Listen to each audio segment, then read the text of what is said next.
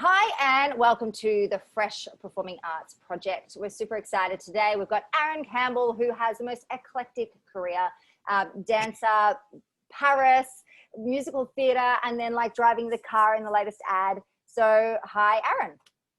Hi, how are you? You say eclectic, I say eccentric slash Yeah, almost shit crazy, but right. hey, you follow where the work takes you and what makes you happy. Absolutely. Like, I was going to say one of the highest points in your career was playing a germ, wasn't it, for Wacky Creative? Oh, look, that had very special meaning because I got to be a germ with your husband, Yeah. actually. Yes, Yes, you did. yes, I was salmonella, and Yeah. I had to touch people and give them salmonella and Yeah. prove just how dirty your phones are. Yeah. Random Beautiful. gig, but hey, Yeah. it was pretty good. We got some It's good what we do. videos out of it. Yeah. So now let's go You all got the the way hot back to the beginning. So when you were a kid or when you were like a teenager, what was the dream? What was your dream? Was it what you're doing? look, performing actually wasn't really on my radar. I think when I was about 10 years old, my mother got me a birthday present with, I'm not sure if you'd remember him, the actor Ken James, who does cooking spots on like Channel 10 or something now, or Channel 9. Right. I did an acting course for 8 weeks. That mum had organised. And I remember thinking, why did you organise this for me? I don't want to be an actor. And I hated it. I absolutely hated it. I remember coming out of the first class going, Mum, all these kids are so full of themselves. My name's Andrew and I'm an actor.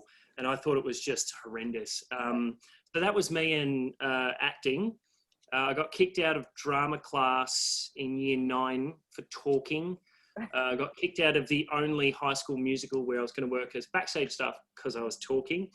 So that was me. But Yeah. when I was 17, I did my debutante ball in high school. Right. And the local ballroom group, Jam Dancing in Eltham, they ran the classes for us for 10 weeks. And then the Tuesday night before we had our big Friday night ballroom extravaganza thing, Yeah. our presentation to the world as young children, Yeah. we had to join the teenagers for the social dance, and we did like a little mini performance, and I was just hooked straight away. Oh. Everyone at my high school kind of did jam dancing maybe 12, 13, 14 years old, and by the time they were hitting the end of high school, like BCE, they were all starting to sort of peter off and find other interests, whereas I went the other way. I just loved it. So I started doing my medals, and I think after about 18 months, they asked me to join their end of year floor show, which was huge because all the other dancers have been dancing for 8 years, 10 Yeah. years, 20 years, and there's me going, oh, I don't even know what I'm doing, but cool. And so that was sort of my first, what I call my light bulb moment. I couldn't find a ballroom competition partner that was A, tall enough to match me, and B, wasn't any less unco than I already was, because I was tall and very uncoordinated, still am. And then a friend of mine from ballroom said, oh, come and do a jazz class. I went, jazz? I hate jazz. Skip it about do do do and do pow. No. And he's like, no, it's not like that. You got to like kick your legs and touch your toes and you spin, and there's these really hot chicks in class.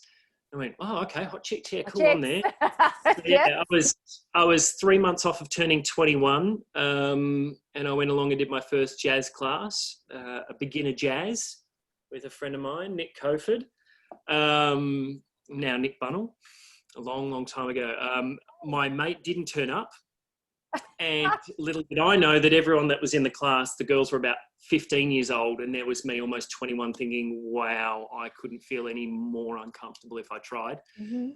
But enjoyed the class. And then I chatted with the teacher after class, and I noticed that I think they were sort of the intermediate advanced girls were a bit older.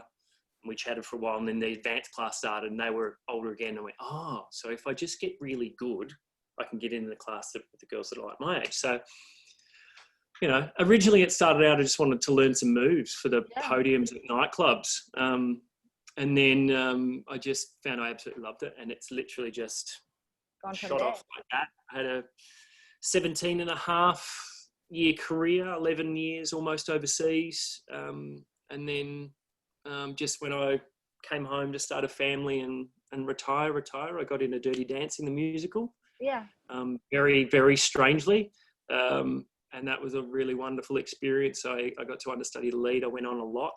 Awesome. And, Was that a and tour that, in Australia? The Dirty Dancing? yeah, so we went up to Sydney. We opened in Sydney. Our daughter was born up at RPA in Sydney about a week before we closed in Sydney. Yeah. Went to Melbourne for a couple of months, and we went up to Brizzy. Then we went over to Perth, which I was really excited about. I'd never been there before. And then we finished up in Adelaide. So it was Amazing. 13 months all up. And I got to be on stage as a lead of a musical, which blew my mind. And then that led me into acting. Because, you know, we had to do the actings. The acting. Yeah. Did you want to do a high kick when you're 55? No. I started late, and my body knows that I started late. Yeah, right. And do you find there's a lot of guys who start late, right? Who don't even realize that they like dancing or anything, and then all of a sudden they're 17, 18 taking their first dance class. Yeah. I mean, I remember as a kid when I was in sort of Cubs and Scouts, we used to have bush dances and, you know, square dances like that. And it was fun, but it didn't sort of speak to me in any way. And I certainly wouldn't say that I was ever bullied for wanting to dance. At least by the time I started, I was at that age where I was like, well, you know, I was 21. Just before I was 21, I started jazz, and then I did full time when I was in 23. Yeah. I actually dropped out of doing a quasi law. Oh, really? Diploma of something. Yeah, I studied law for 2 years to be I don't know what I was planning on doing, but how funny is that? Got that off the back for 2 years out of high school. I thought, yeah, I'll do this for a bit. Yeah, it was really just to go out clubbing, really. And then dropped out of that, said, Dad, I'm going to be a dancer. How did you go with that? Yeah, it was like eating a shit sandwich. Is the way Right. Yeah, no, he didn't understand. He was like, "Oh, you're gonna make money out of that?" No, Dad, I'm going to school. No one pays you to go to school. But I mean, you know, I had lots of voices from all over saying, "Oh, you can't make a career out of this. You can't make a career out of that." I had the exact same conversations with the exact same people when I decided to retire from dance and take up acting. I went and studied full time when I was 37 or 38. I think that's when I first met you. Yeah, it would have been around then. Yeah, because you were being a Santa for me. Oh God. Yeah, that's how long ago. Right. Yeah. Oh yeah. So yeah, 4 years I've been on that path, but yeah, I think I just didn't know what I wanted to do before that. Yeah. How did you cope with the naysayers? When they're saying, how are you going to make any money out of that? Did you have to was it like a gut intuition that you would make money and it's going to be okay, or? I'm not sure. I don't know if it was ever the thought of I was going to make money out of it. Obviously there was a certain amount of me that was, you know, got to make money out of it. But it was just, well, this is what I want to do. This makes me happy. This lights me up. Yep. You know, we can tell ourselves, oh, I should do this, and I should be studying and that, and I should be doing that. But if it doesn't do anything for you, then why do it? So I was pretty lucky. I've always been very independent, even as a young kid, much to my parents' dismay. If you read any of my school reports, Aaron talks too much. Aaron does his own thing. I wasn't a bad kid, but I knew what I wanted to do. If all the kids were playing footy, I was in the corner reading a book. Mm-hmm. My daughter's exactly the same. We love her. But yeah, I mean, there's always going to be the voices, whether they're from other people or the ones inside your own head that are sort of going, oh, should you really be doing this? You shouldn't do this. You shouldn't do that. Yeah, you should all over the place. Yeah, and I think the wonderful thing about going into acting training is it's not therapy, but it's very therapeutic. You learn to make friends with your shadow side, or you know, that dark voice that sort of tells you all the horrible things that you're not good enough, you'll never make it. And you learn how to, rather than just shutting it out, as one of my acting coaches said, Kim, she said, you give it an ice cream. You say, there you go, have an ice cream. We don't need you right now. Thank you for taking care of me. I don't need you. Yeah. Because the voice is really trying to keep you safe. You know, don't don't stand out from the crowd, stay in the crowd, be safe. And Be safe. we need that in life. We need that to survive. But at certain points, we need to be able to go, don't need you right now. So just go have an ice cream. Have an ice cream. Have a Yeah, double it's a scoop. wonderful visual. Yeah, I love it. So you have moved into acting. You've studied a few different techniques. Yeah, heaps. So I had actually done a class just to give it a try when I was living in Paris, which was a bilingual class with an American expat. So my French was terrible and still is terrible.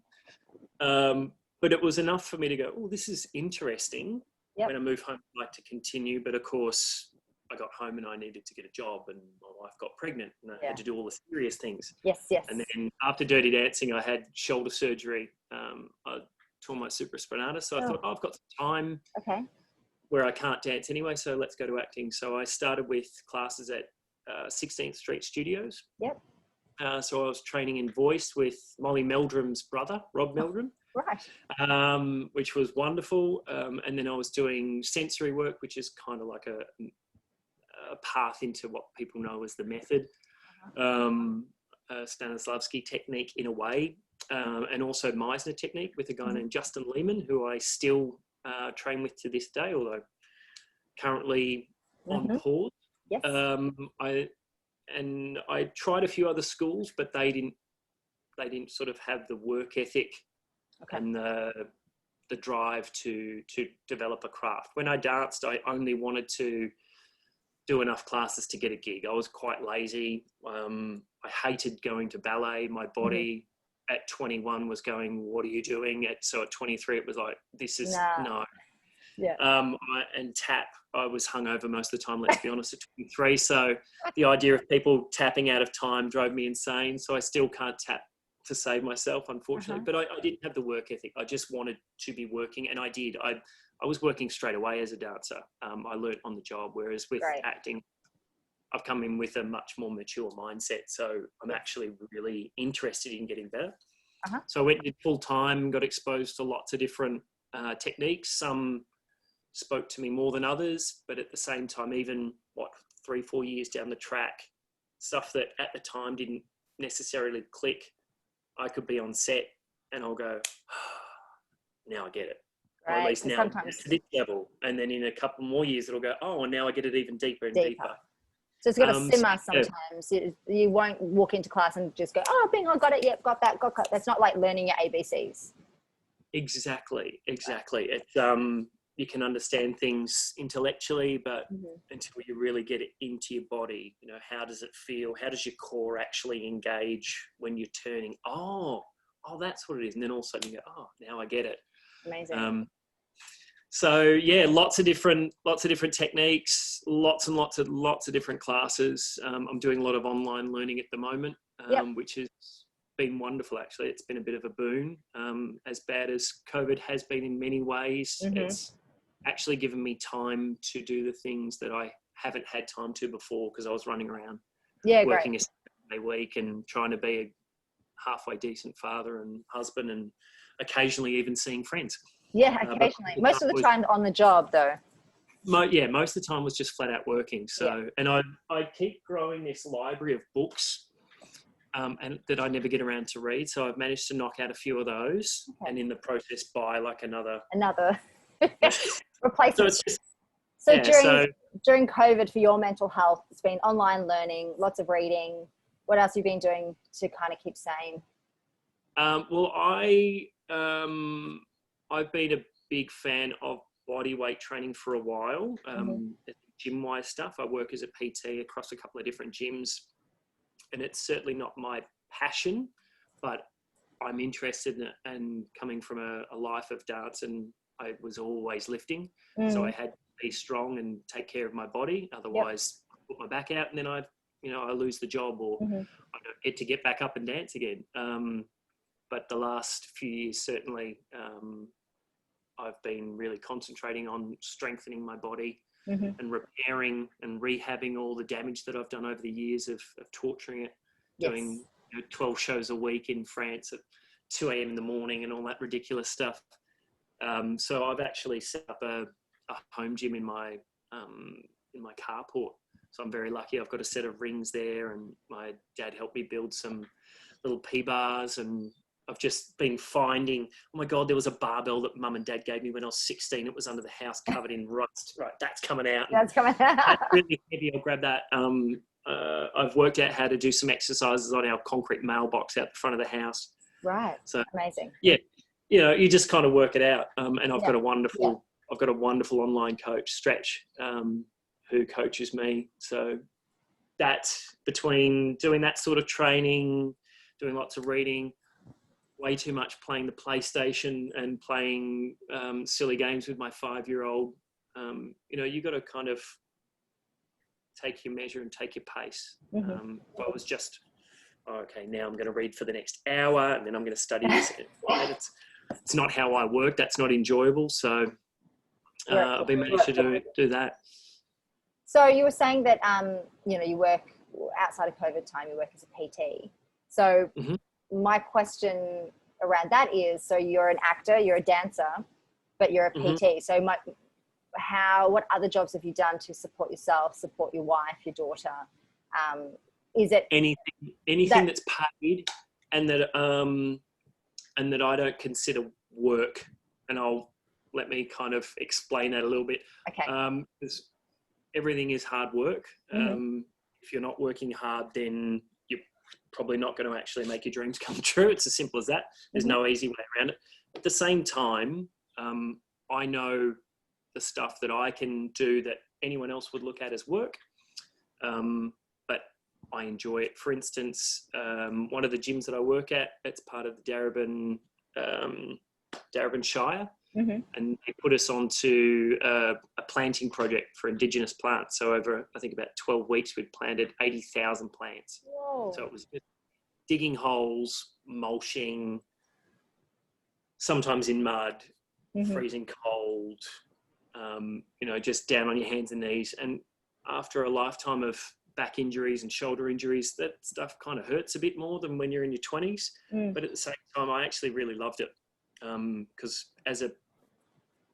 basically from a working professional of anything, I never had a job that I was outside on a regular basis. Yeah. So it's the first time I've had a job where I've actually been outside, and I've just absolutely adored it. We had to stop because of stage 4, unfortunately. But hopefully when it comes back, I'll go back and do that. But yeah, I've done all sorts of things. You just find ways to work. The thing that sort of gets me through is having a good attitude, especially now that I'm older. Yeah. Is being open. There was a wonderful book that I read. I think Leonard's someone called Mastery.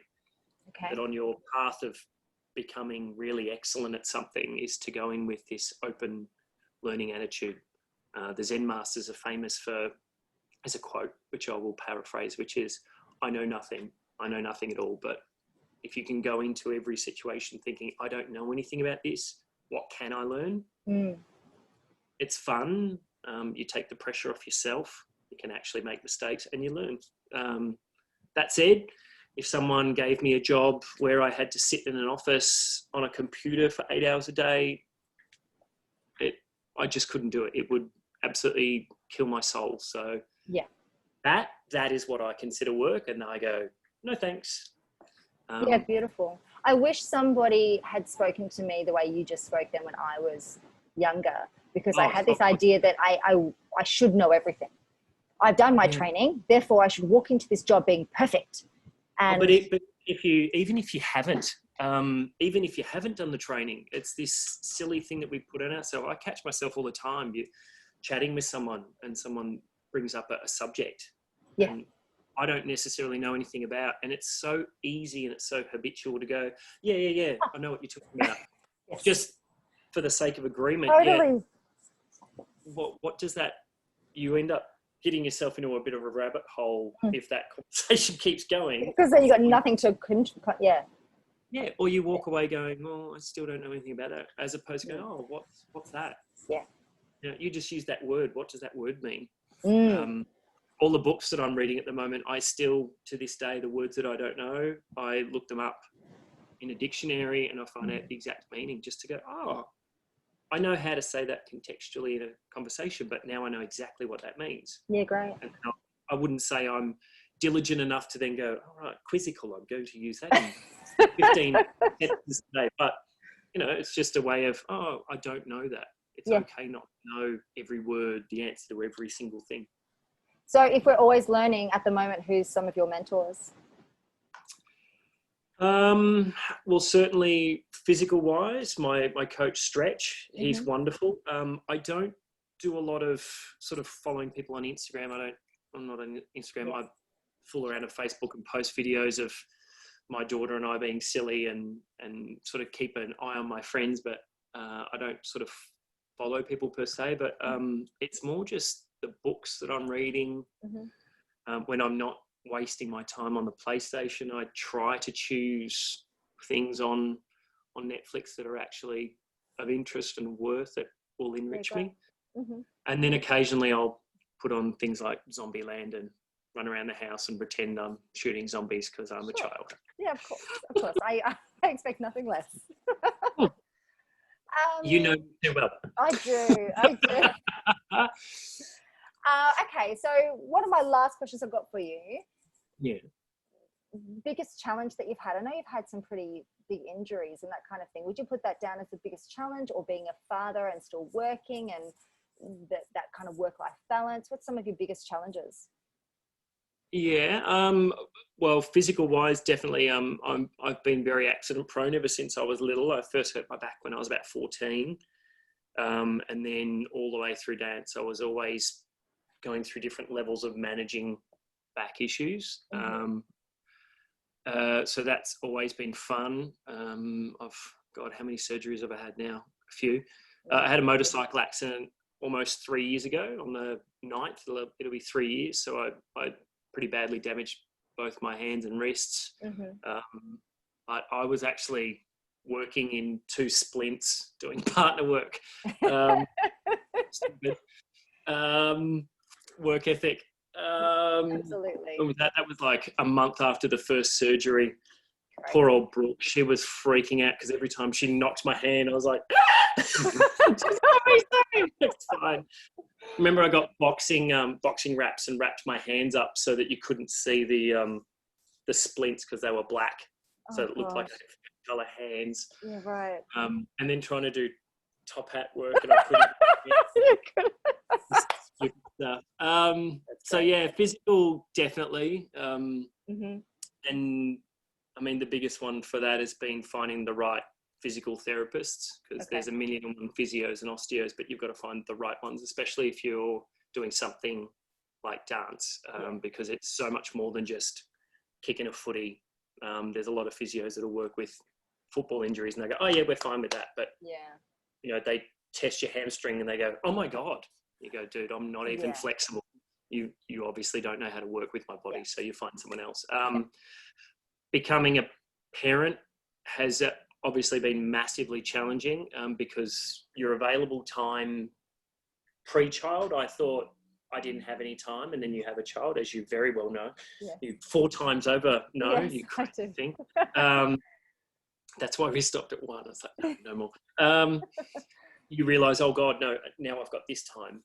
I remember during Dirty Dancing, I was averaging about 10 hours sleep per night, because we had an 8-show week, plus we were doing 2 4-hour rehearsals, and it was just overhead pressing, plus all the gym work, and like it was a massive workload. And then we had a child and I was living on 2 hours of sleep. Good change. Still went and did a show. But at the same time, it's been a bit of a boon, because having less time, having someone that I know that I'm now responsible for, and in every sense of the word, a role model, hopefully she's not going to emulate everything I do. You realise, okay, well, I can't just do this for me. I've got to actually still provide for a family. Still got to have time for my beautiful wife who deals with all my craziness. I've got to have time to sit down and play with my child when she says, Daddy, Daddy, Daddy, play. And I'm like, I've got to work on this script that I've got to submit by 9 o'clock tonight. Daddy, Daddy, play with me. And you're like, so you work out how to streamline. Yeah, okay. You work out how to really work efficiently. Yeah. and go, okay, I've got to get rid of all the fluffy time that I needed before and just, okay, get to work. And what advice do you have moving forwards? I think there's going to be a lot of, well, we hope there'll be a lot of work for commercials and things like that. As soon as business is up and running, people want to hear about it. Yeah. So castings, what's some advice for young actors, or maybe new actors? Maybe they're not young at all. Maybe they're 80 and going for their first casting. Sure. Know that the most important thing that you can control, in fact, the only thing you can control, is your skill set and your craft. So if you're not working on it, then you don't have anything to stand on. You can't expect an untrained dancer to come in and do a solo from Don Quixote or something.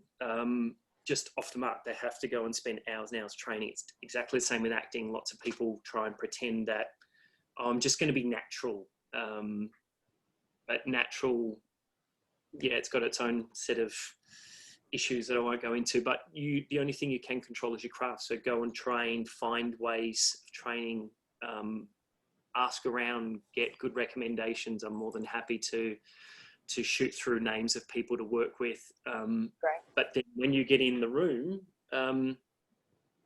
it's just not trying to please the casting director.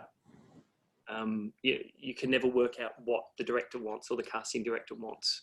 Okay. Even if you get a brief that says, we need this, this, and this. They don't know exactly what they want most of the time. They'll give you a rough idea, but all you can give them is you. And you're the most qualified you they'll ever be. No one else can do you. So don't try and give them what you think they want. Just give them you, your interpretation of what you're doing within the circumstances. So for commercial work, it's really simple, because most of the time it's, hey, we're selling this peanut butter, so you're just going to spread it on a piece of toast. So you literally just spread the peanut butter on the toast. A lot of it's really so much more simple than we think. Yeah. Put a lot less into it, and know that, if you go for 100 castings, you may get callbacks for 10, say. Those other 90 aren't wasted. They're opportunities to practice. Sure. And it's the attitude I have is, every casting that I go to, every no that I get is one step closer to a yes. And it's just a numbers game. You just keep going. So you go in, you do your casting, you do your best work. If you did all your homework and learnt the lines as best as you can, and go in there and just do the best you can on that day, then you'll walk away feeling good. Yep. If you don't do the work, that's when you walk away and you beat yourself up and feel terrible. So you just go in, do it, and go, okay, cool, and forget about it. Just imagine you'll never get the job and that's it. Boom. Which is really hard when you want a job that you really want. Hold on to really tightly, don't you? But I want to get this role in this show so badly. Yeah. And, of course you get crushed. So you give yourself the day to be crushed, do whatever you need to do, eat a tub of ice cream, and then you move on. But certainly with casting stuff, because it's such a quick, high turnover, go in, do your best. Thanks very much. This is me. Next. And just move on. And then if they call you back, it's the exact same process. Great. Out of that 100 castings that you go for, you get called back for 10. You might only get one ad that you get a second call back for, or you actually get. So it's just a case of working it down. There's so many factors that you can't control.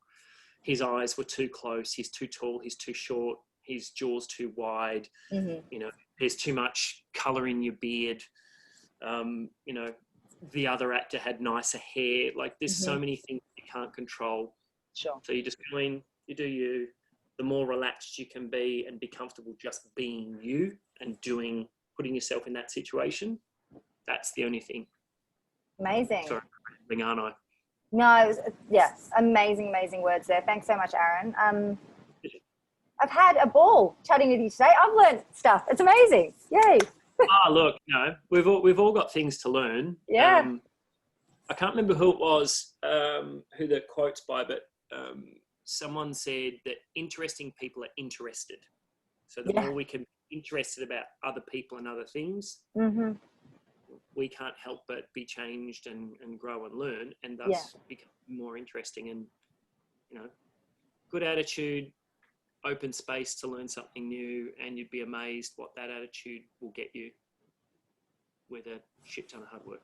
Absolutely. And a little bit of PlayStation. Working hard at things that you want to do. Yeah. Well, I want to get into voiceover, so I'm actually using my time on the PlayStation quite constructively because I'm listening to how the voices are being used. I'm going, oh, that's really interesting because that's what I'm working on at the moment. I'm doing some voiceover classes, so That's it's not just a pure. Okay. Yeah. Oh, I can't wait. I want to be the next Andy Serkis. I want to be a Gollum. Get into motion and get the dots on me. Yeah. And You would be fantastic at that. oh, I think, and then before I go, Aaron, sit down. Not yet. Aaron, sit down. Just sit Gollum down. school. For Gollum school. a second. Gollum school. Gollum school. Yes. I can't wait to be back on a gig with you, even if we're just germs. Oh, look, even if it's just doing the Santa thing at Christmas time, you know the one I'm talking about. Yeah. The mega Santa gig. Mega. It's so much fun. It'll come back when it comes back, but in the meantime, you know, work with what you can work with. Yeah. Surfers do it all the time. They catch the wave when it's there, and then they've got to paddle back out. So all we're doing at the moment is we're just paddling back out. Yeah, and stay on that surfboard. Ready to catch the next wave. Yeah, absolutely. Thanks so much for joining me today. I've had an absolute ball. My pleasure. Be good.